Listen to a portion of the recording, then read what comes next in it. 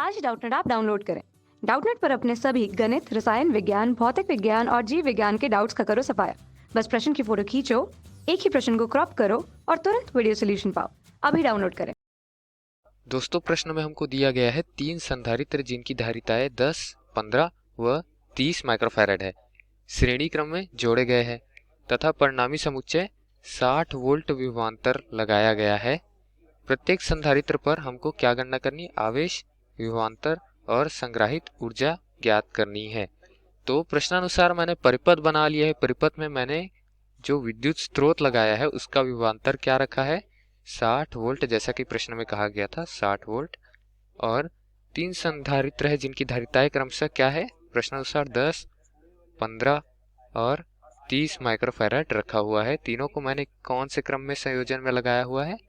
श्रेणी क्रम में संयोजन में लगाया हुआ है, एक दूसरे के परस्पर श्रेणी क्रम संयोजन में। ठीक है दोस्तों, हमको ज्ञात क्या करना है? प्रत्येक संधारित्र पर आवेश ज्ञात करनी है।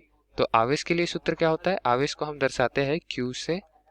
तो आवेश के लिए सूत्र होता है धारिता गुना विभवांतर। अगर धारिता को C और विभवांतर को V से हम दर्शाते हैं तो पहले संधारित्र के लिए आवेश निकालेंगे, लेकिन उसके लिए हमको क्या चाहिए? इस बिंदु और इस बिंदु के बीच का विभवांतर चाहिए, दोनों सिरों के बीच का विभवांतर चाहिए, दूसरे के लिए भी चाहिए, तीसरे के लिए भी चाहिए। हमारे पास विभवांतर जो है वो A और B के बीच है। अगर इन दोनों बिंदु को A और B मान लो तो C और D के परस्पर विभवांतर बिंदु के विभव हमको निकालने हैं ताकि विभवांतर निकाल सकूं सिरों पर मैं। तो C और D के लिए विभव निकालने के लिए मैं क्या करूंगा? सबसे पहले तो मैं सभी के लिए तुल्य धारिता निकालकर क्या करूंगा? संचित तुल्य आवेश, कुल आवेश का मान निकालूंगा। तो कुल आवेश को मैं QE बोलूं, तुल्य धारिता को CE और विभवांतर हमको दिया गया है 60 वोल्ट A और B के बीच के सिरों पर। ठीक है, तो हम CE का मान पहले निकाल लेते हैं। श्रेणी क्रम में तुल्य धारिता का सूत्र लगाएंगे। तो श्रेणी क्रम में तुल्य धारिता क्या होता है? व्युत्क्रम होती तुल्य धारिता का वो सभी धारिताओं के व्युत्क्रम के योग के बराबर होता है। ठीक है दोस्तों, तो मैं उसके लिए सूत्र लिख लेता हूँ।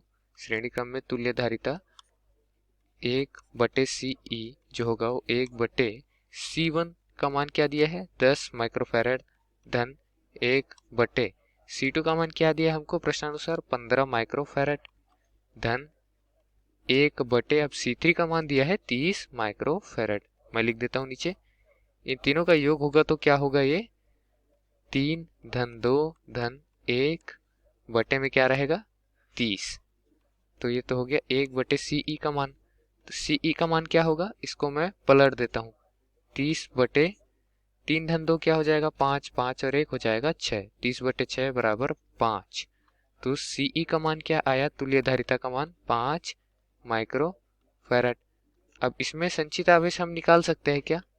संचित आवेश को मैं अगर QE से दर्शाता हूँ, ऊपर मैंने लिखा हुआ है सूत्र, तो संचित आवेश जो होगा कुल आवेश, कुल संचित वो क्या होगा? CE गुना विभवांतर क्या है? 60 वोल्ट का हमने लगाया है। CE क्या है? 5 माइक्रोफैराड। इसको मैं इस तरीके से भी लिख सकता हूँ कि 5 गुना 10 की घात ऋण 6 फैराड, ताकि ये क्या आ जाए? ये आ जाए SI मात्रक में। तो QE का मान क्या हो जाएगा? 5 गुना 10 की घात ऋण 6 गुना 60 कूलाम। तो हम हल करने पर QE का मान क्या निकालते हैं? QE का मान आएगा 3 गुना 10 की घात ऋण 4 कूलाम। तो ये तो हो गया कुल आवेश जो है परिपथ में, उसके लिए मान QE का। ठीक है दोस्त, अब हम क्या जानते हैं संधारित्र के लिए? तीनों संधारित्र क्या है? आपस में परस्पर प्रश्नानुसार श्रेणी क्रम में लगे हैं। और श्रेणी क्रम में क्या होता है? आवेश जो है सभी में बराबर होता है। मैं नीचे यहाँ पर लिख देता हूँ, श्रेणी क्रम में आवेश का विभाजन सब में समान होता है। मतलब Q1 बराबर Q2 बराबर Q3 बराबर QE। अगर Q1 Q2 Q3 क्या है? संधारित्र 1, 2, 3 के आवेश है क्रमशः, तो ये सभी क्या होंगे? QE के बराबर होंगे, बराबर होंगे 3 गुना 10 की घात ऋण 4 कूलाम के। ठीक है दोस्तों, तो हमारे प्रश्न में एक भाग का उत्तर हमने दे दिया है, आवेश निकाल लिया है सभी संधारित्रों पर। तो प्रत्येक संधारित्र पर आवेश तो हमने निकाल लिया। अब विभवांतर और संग्रहित ऊर्जा ज्ञात करनी है। तो विभवांतर क्या होता है? इस सूत्र से Q बराबर C गुना V, मतलब आवेश बराबर धारिता गुना विभवांतर से विभवांतर क्या हो जाएगा, आवेश बटे धारिता। अब विभवांतर क्या निकालूंगा मैं, सूत्र पहले लिख लेता हूं। हमको निकालना क्या है, सभी में विभवांतर। ठीक है दोस्तों, विभवांतर को हम V से दर्शाते हैं और इसका मान क्या होता है, आवेश बटे धारिता, धारिता। ठीक है दोस्तों, Q बाय C। अब यहाँ प्रत्येक संधारित्र के लिए निकालेंगे। संधारित्र 1 के लिए जो हम V1 निकालेंगे उसके लिए Q तो सेम रहेगा, Q1 रहेगा। Q1 का मान क्या है, 3 गुना 10 की घात ऋण 4 कूलाम बटे C। धारिता क्या दी हुई है हमको, संधारित्र 1 की 10 माइक्रोफैरड, तो उसको मैं क्या लिख सकता हूँ, 10 गुना 10 की घात ऋण 6 फैरड।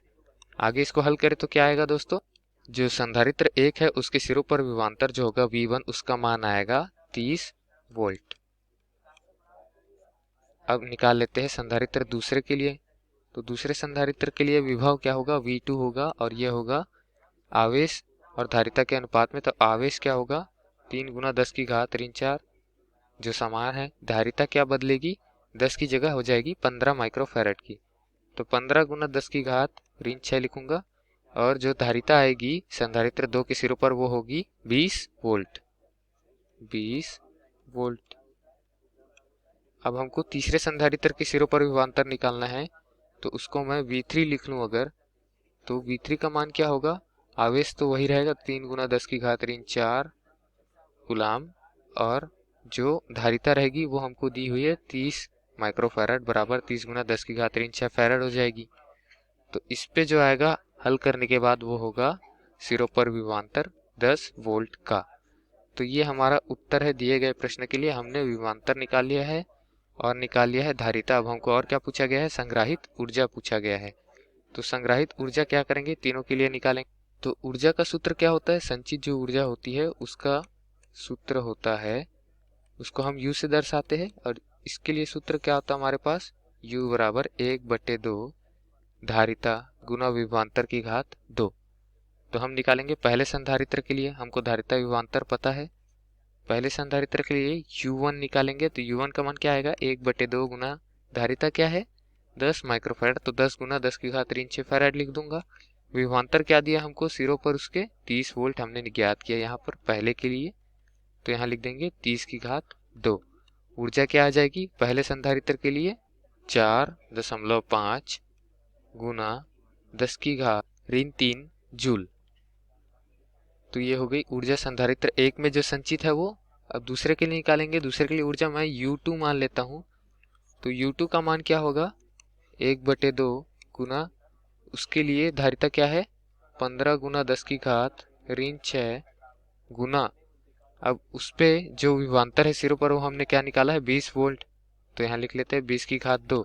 इसको हल करने पर मान क्या आएगा दोस्तों, दूसरी संधारित्र के ऊर्जा का मान 3 गुना 10 की घात ऋण 3 जूल।